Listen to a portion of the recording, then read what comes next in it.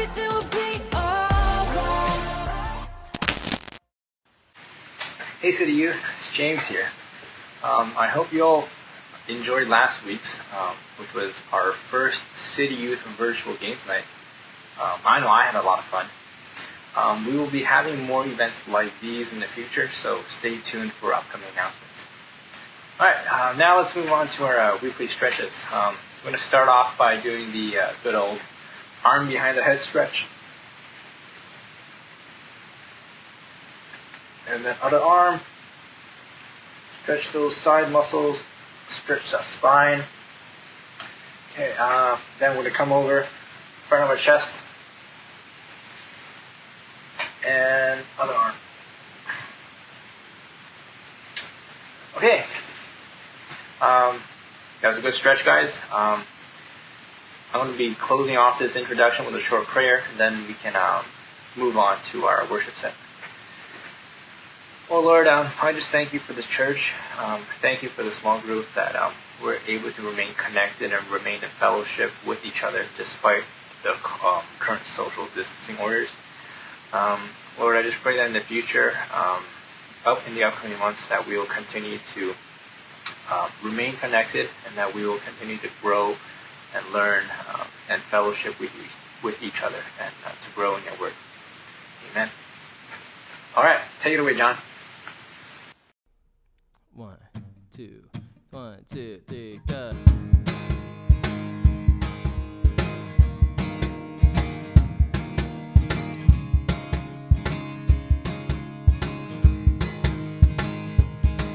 Invading all my weakness, and you wrapped me up in grace, and the worst of me succeeded by the best of you.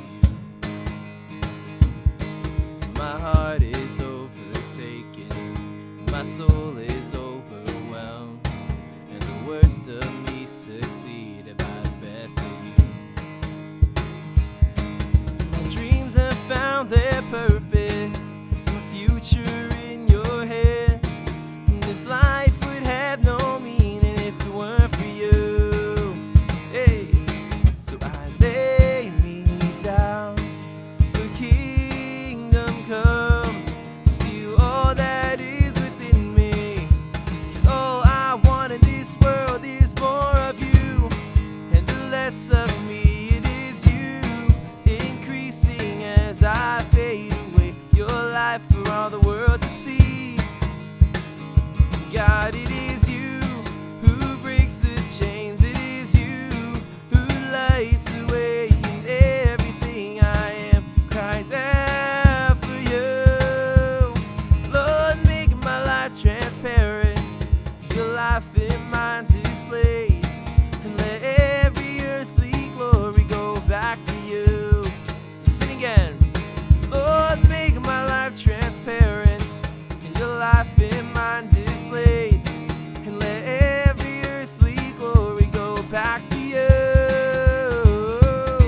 So I lay me down for kingdom come, steal all that is within me, 'cause all I want in this world is more of you, and the less of me it is you, increasing as I fade away, your life for all the world to see.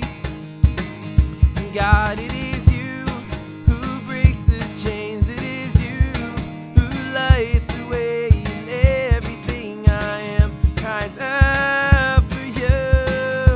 I'm singing, whoa, whoa, whoa.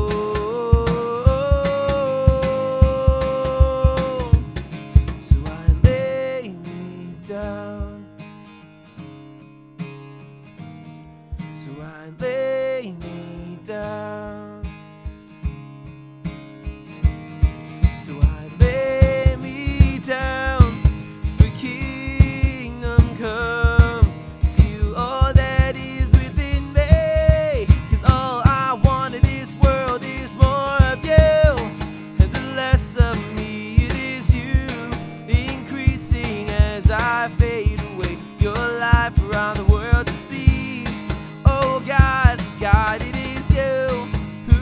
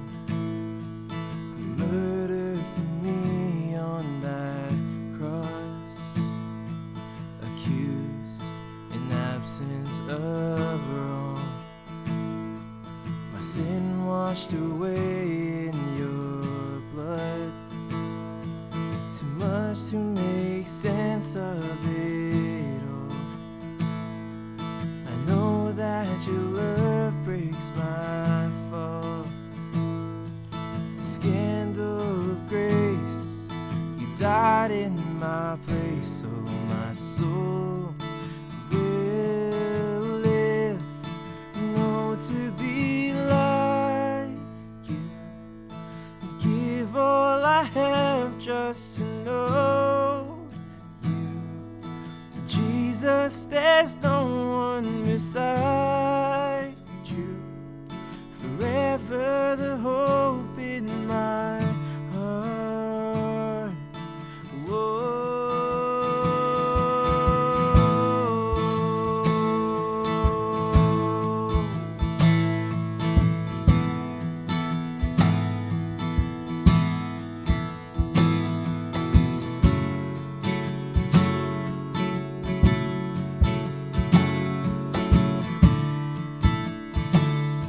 Some death.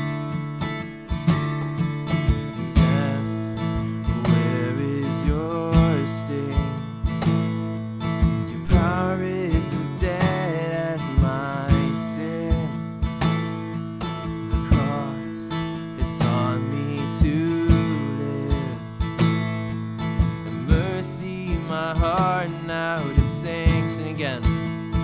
Oh, death, where is your sting? Your power is as dead as my sin.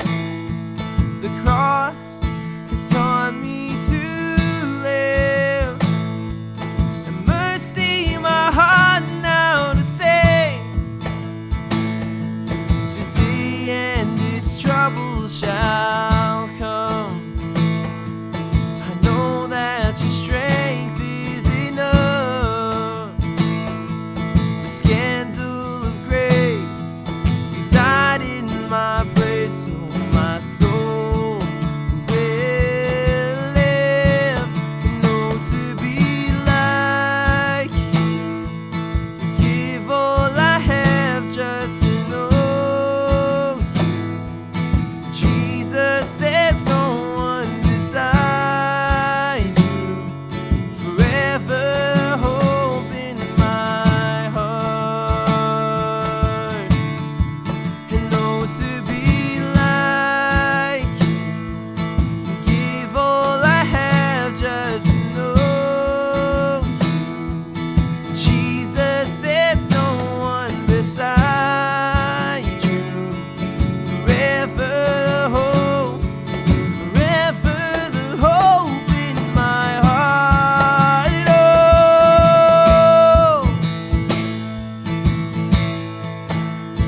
Oh,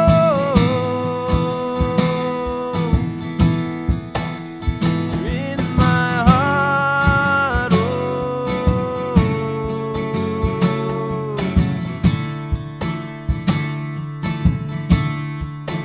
And it's all because of you, Jesus. It's all because of you, Jesus. It's all because of your love that my soul will live.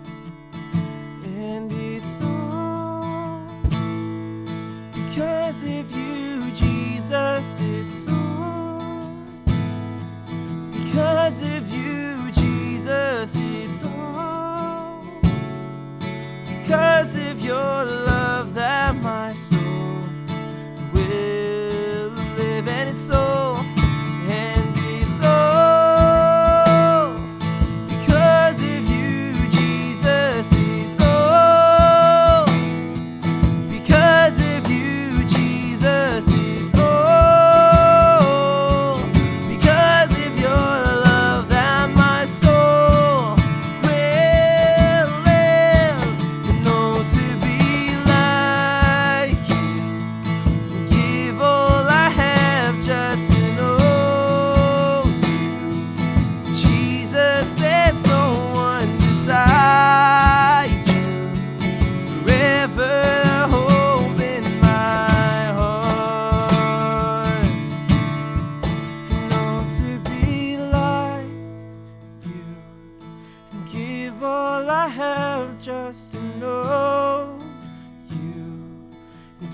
Jesus, there's no one beside you. Forever the hope in my heart.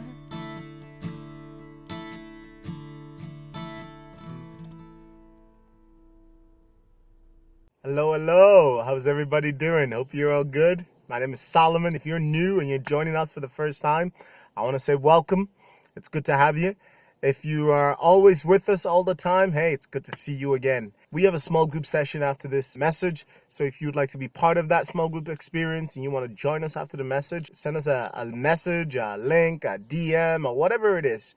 Send it to us and we'll be more than happy to get in contact with you and reach out to you. Guys, hope you guys had a fun time last week. We had our first ever online games night, which is fantastic. So first of all, I just want to say congratulations to the 11-12 girls who won. Great job, everybody else. Great job to the girls. You guys were fantastic. Shout out to Nicole, who joined us for the first time online. And she got to be part of my Scribble team. And she actually got my drawing. She was the only one who got my drawing. So I must either be, a super genius that only geniuses can get my drawing, or I'm really, really bad and she still manages to get it, But I had a great time, and let us know what your feedback is, and, if you had a great time and stuff like that. We want to do more of this in the future, so obviously my team can win. That's the main reason. But no, seriously, we want to do more in the future because, the purpose of what we do is so that you guys can have a ton of fun. And that's important to us, right? We plan all of this just so that you guys can have a ton of fun. And Maxwell, I don't know what you're on about. Last week, I was super sportsmanlike, sportsmanship all the way. You're just upset because your team, didn't win. You said you were going to win and you didn't. So, sorry, Max. And see, sportsmanship right there. Again, thank you guys so much for joining us. And it was really good. Actually, while I'm on this note, I want to say a big thank you to all the leaders who helped organize this and run it as well. There was a lot of work. There was a lot of dedication. And the execution was just amazing. It was sublime. So thank you to all the leaders. You guys did an amazing job. And I just want you to recognize that and know that. If you missed Games Night, come on. Come on, guys. You can't miss Games Night. It's so good. But hopefully you can join us next time if we're going to do this. Anywho, we're going to jump into we're going to be starting a new series. And for the next 3 weeks, we are starting a new series on popular, right? So if I ask you to name your top 3 famous people, right? I bet that it'll be different from the person next to you or the same person in your group, right? Most famous people that I know are also very influential. Like, so for example, if I ask you to name a bunch of influential people, I bet they tend to be famous and popular as well, right? And when it comes to fame, right, we all have different ideas of who's the most influential. And that's because we have different ideas as to what is important. So, for example, if music is important to you, right, you might think Justin Bieber is super important, and Selena Gomez, and Ariana Grande, and Jin, Sugar, J-Hope, RM, Jimin, V, and Jungkook. I don't even know if I pronounced that right. Koshin, you probably know who these guys are more than I do. So hopefully I pronounced that right. They're the BTS guys, right?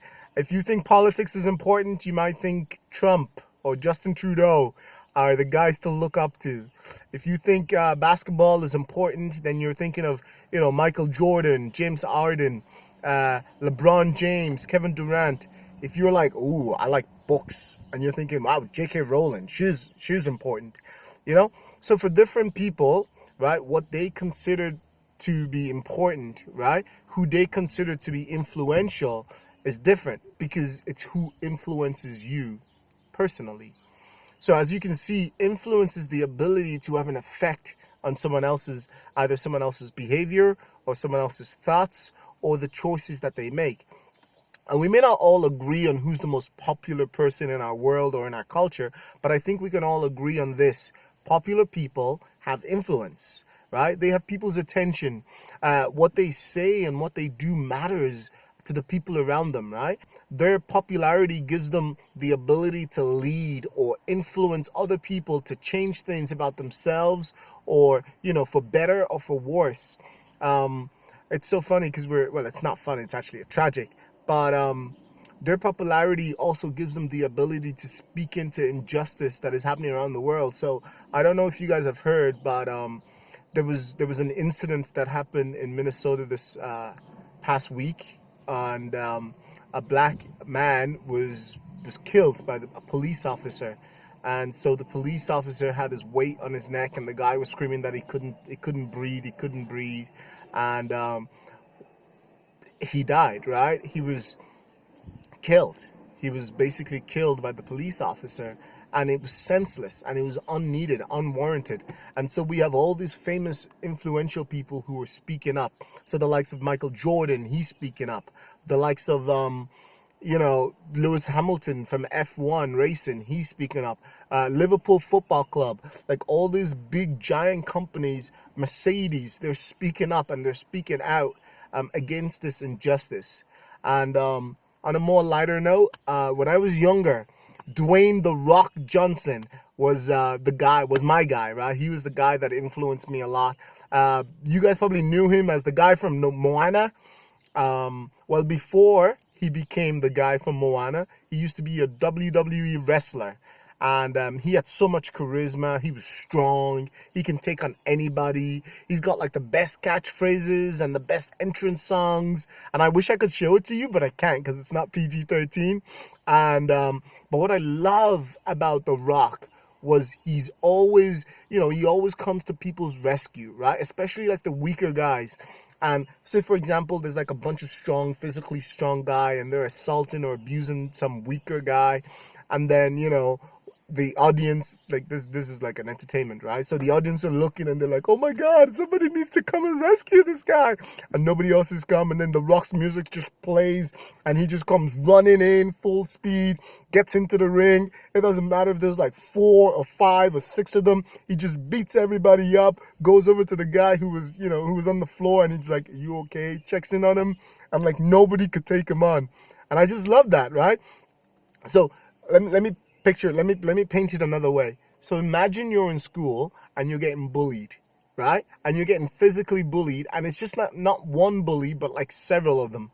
And then while, they're kicking you and they're beating you up, I don't know what you would do, but some guy comes out of nowhere and he just jumps in and he just beats up all the bullies, and then they back off because he's there to protect you.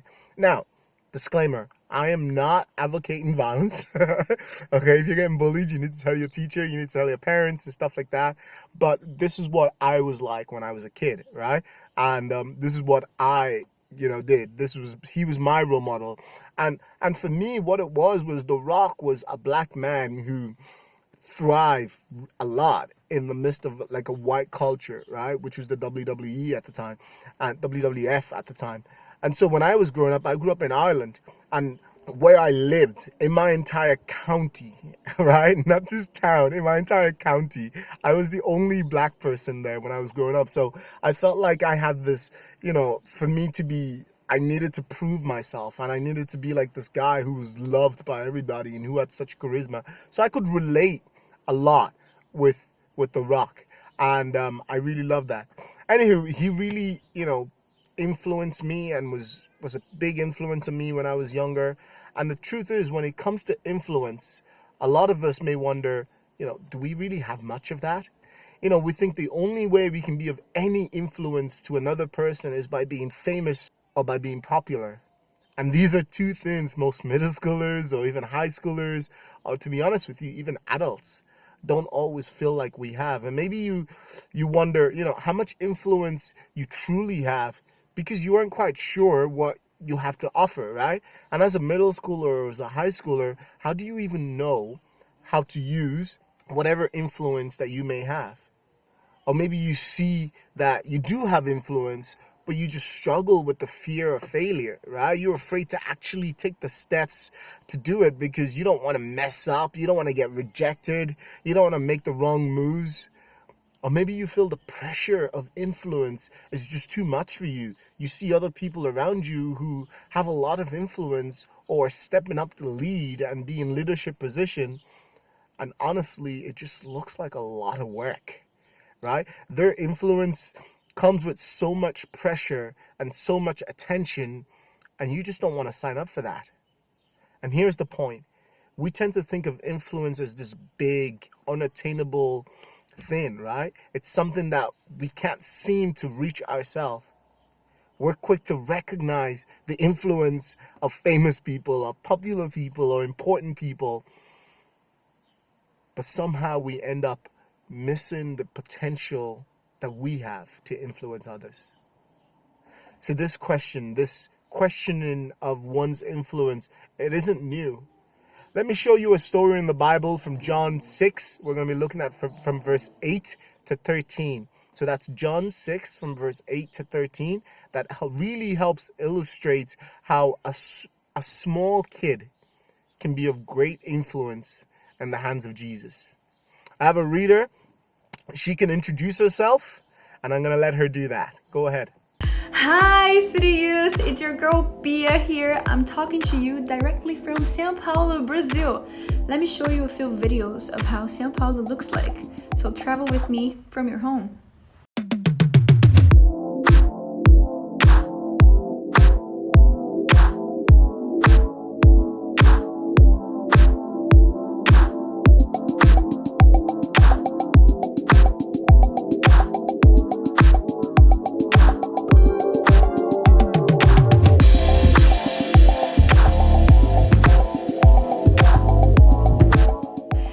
Yeah, I know, lots of buildings. That's São Paulo. It's a really huge city here in Brazil. It's the biggest city. We have 12 million people only in my city. Yeah, guys, it's a lot. But how have you guys been? I really miss you all. It was really great to be with you the time that I stayed there, and I really hope to see you soon. I really hope to go there, and you guys are also welcome to come to Brazil, guys. Ask Lisa. Do you know Lisa from church? She came to São Paulo and she went to Rio with me and she really enjoyed. So you can come too. I know Solomon is the next person coming. He promised me, so he might as well come. All right, so now we're gonna read the Bible. So get your Bible there. And we're gonna be reading John chapter 6, verses 8 to 14. So here we go. Then Andrew, Simon Peter's brother, spoke up. There's a young boy here with 5 barley loaves and 2 fish. But what good is that with this huge crowd? Tell everyone to sit down, Jesus said. So they all sat down on the grassy slopes. The men alone numbered about 5,000. Then Jesus took the loaves, gave thanks to God, and distributed them to the people. Afterward, he did the same with the fish. And they all ate as much as they wanted. After everyone was full, Jesus told his disciples, now gather the loaves so nothing is wasted. So they picked up the pieces and filled 12 baskets with scraps left by the people who had eaten from the 5 barley loaves. When the people saw him do this miraculous sign, they exclaimed, surely he's the prophet we have been expecting. All right, so these are the verses. I don't want to say goodbye, but I have to. So I hope you guys are safe and well. And once this COVID is over once and for all, you guys are coming to Brazil. Okay, maybe it's easier for me to go there. Anyways, I hope somebody comes to Brazil because I like to receive people here and take you guys to eat Brazilian food. Okay, I'll see you on the next video if somebody calls me ever again to record anything. Okay, bye. Thank you so much, Bia, from Brazil to Canada, from São Paulo to Toronto. I love it. I love the video. I love when she was showing us like all those like clips of São Paulo. I was like, this just looks like another version of Toronto. You know, it's just the same thing. It's just buildings. But Bia, it is so good to see you. It is so good to hear from you after all this time. I'm sure everyone watching this would just love to see you. And I'm sure when all this is over, someone will want to come to Brazil, or you come here. It's probably better. Anywho, thank you so much, Bia. During this time, right, Jesus had a ton of influence from what we've just read. A lot of people were hanging out with him, hanging out around him, listening to him. And of course, there was no social media or internet at that time. And so it was really hard to measure his fame and popularity. But you know what? If Jesus did have a Twitter account or an Insta page, he would have a ton of followers. If you think about it, 2020, right? People are still following Jesus. They're still talking about him. Those who don't even follow Jesus, they use his name in their everyday life without even knowing about it. They use his name as a curse word. Think about it. When was the last time you heard someone, hurt themselves? They hurt their little pinky and they go, "Oh, Justin Bieber." Like nobody says that. They're like, they bump their head and they're like, "BTS." Nobody says that. Oh, one time I was playing football and some kid just hit the ball and I didn't really know. I was just walking by and the ball just smacked me in the face, right? Hurt. I didn't shout out, "Can you Ow!" I didn't say that, right? It just doesn't work, right? And you don't do that. It just doesn't roll off the tongue, So but people are using the name of Jesus because it just works. They just relate to it, and it rolls off the tongue so easily. But anywho, this particular story that Bia read out, was about Jesus doing a bunch of miracles and teaching people and stuff, and literally thousands of people would gather to hear him speak. On this occasion, there were 5,000 men, and they're not counting the women nor the children that were present. So this could easily be 10,000 people, right? Easily. So when Jesus was done speaking, right, he wanted to feed the people because they had been listening to him, all day and hadn't eaten anything. So Jesus asked his disciples, where they can buy food in order to feed the people. And Philip, which is one of Jesus' disciples, was like, Jesus, if we worked for months, we still wouldn't have enough money to buy food for everybody. Then in John 6, 8-13, which is what we're looking at, which is what Bia read out, we see Andrew, which is another of Jesus' disciples. He said, well, there's a young boy here with 5 barley loaves and 2 fish. But what good is that with this huge crowd? What good is 5 barley loaves and 2 fish when you've got like almost 10,000 people to feed? So basically the disciples found a small boy who had brought his dinner with him, probably making himself like a filet-o-fish sandwich or something like that, something you'd get at McDonald's, a fish sandwich. So he's probably making himself that for dinner. Now think about what you have for dinner, right? Think about the size of it. It's not big, Well, it could be big, but it's definitely not 10,000 people big, And I'm very sure the boy didn't, leave the house this morning and was like, "Mom, can you make me dinner?" And she's like, yeah, sure. And she's like, "Oh, can you make a little bit extra?" And she's like, "Yeah, I can make extra. How much?" And she's like, "Yeah, just enough to feed 10,000 people." Obviously, that didn't happen. It was just his lunch. And then here's the next part. It goes, Jesus says, "Tell everyone to sit down." So they all sat down on the grassy slopes. The men alone numbered 5,000. Then Jesus took the loaves, gave thanks to God, and distributed them to the people. Afterward, he did the same with the fish, and they all ate as much as they wanted. After everyone was full, Jesus told his disciples, "Now gather the leftovers so that nothing is wasted." So they picked up the pieces and filled 12 baskets with scraps left by the people who had eaten from the barley loaves. They picked up 12 full baskets from 5 loaves and 2 fishes. So basically the disciples took the young boy's food, right, his dinner, which had 5 loaves and 2 small fish, right, 2 fish, and gave it to Jesus. Jesus prayed over it and started to hand it out. Wait a minute. Well, how does Jesus know about or even got to have the boy's dinner in the first place? So the disciples brought it to him, right? They can't just take some kid's dinner and bring it to Jesus. They were like, "Give me your dinner. Jesus needs it." That's not very Christian. Right? I'm sure they didn't do that, right? But what we can actually, if we use logic, is what we can see is that the kid willingly offered his dinner to Jesus, right? He didn't have a lot to give, but what he had, he was willing to give to Jesus and place it in the hands of Jesus. He didn't have enough, but he was willing to trust Jesus with what little he had. Jesus took the loaves, gave thanks to God, and prayed over it, and started to hand it out. See, at first glance, this kid didn't seem to have enough to offer, enough to give, enough to do anything worthwhile for these people, right? It was nothing, right? He just had his dinner, and that was it. But still, this kid let Jesus use what he had. And what happened? Everyone finished eating, and there were 12 baskets leftovers. 12 baskets full leftover. That is amazing. Now, there are so many amazing things I can pick up from this story, but what I want to zoom in on is just one part. Jesus could have fed this huge crowd of hungry people any way he wanted to, right? He could have made it rain bread and fish from heaven. Right? The people would be like, it's raining fish. Hallelujah. It's raining fish. Amen. And bread. That's better. It's raining fish. I'm not going to repeat the song. I'm just not going to repeat the song. Anywho, like, he could have literally rained bread and fish from heaven. But he didn't. Instead, he used the boy's dinner to feed everybody. Jesus saw that the boy had something to give, and Jesus chose to use it to make a huge impact.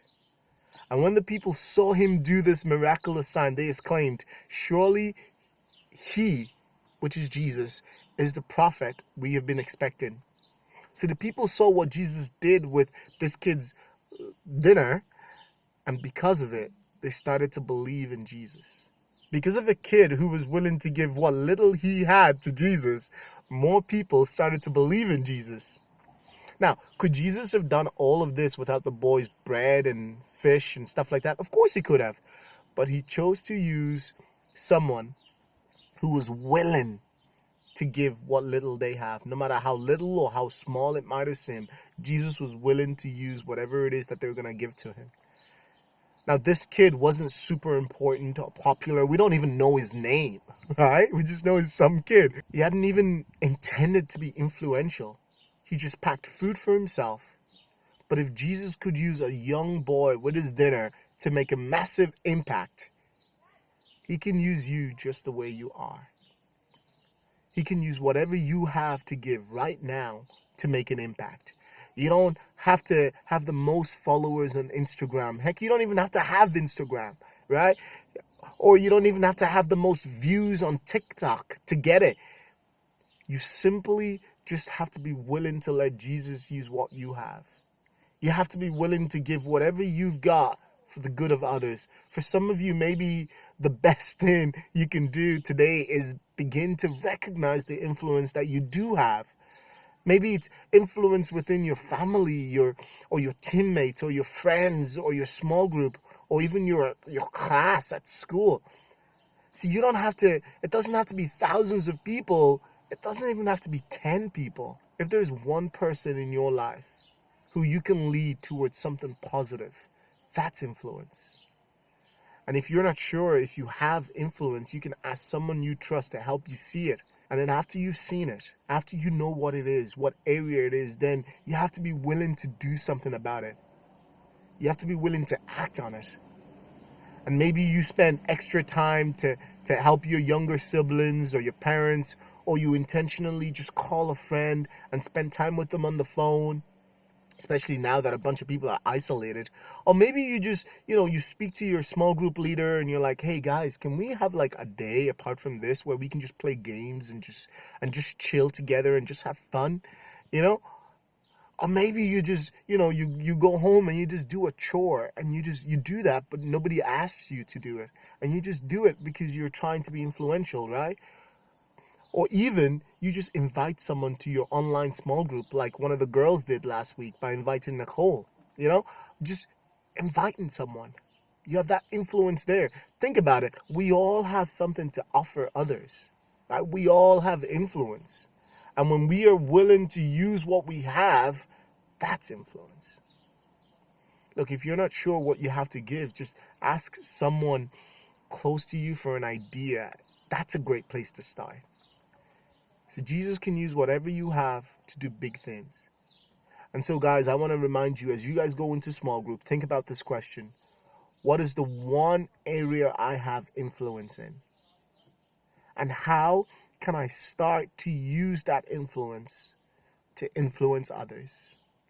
Let me repeat that. What is the one area that I have influence in? And how can I start to use that influence to influence others?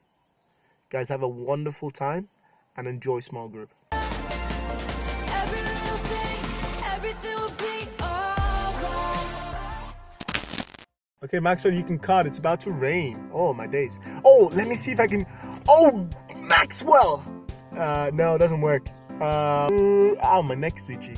Oh, Regina! No, it doesn't work. Holy Bethel! Yeah, that works. Holy Bethel. That's a good one. Had a bunch of influence. What else?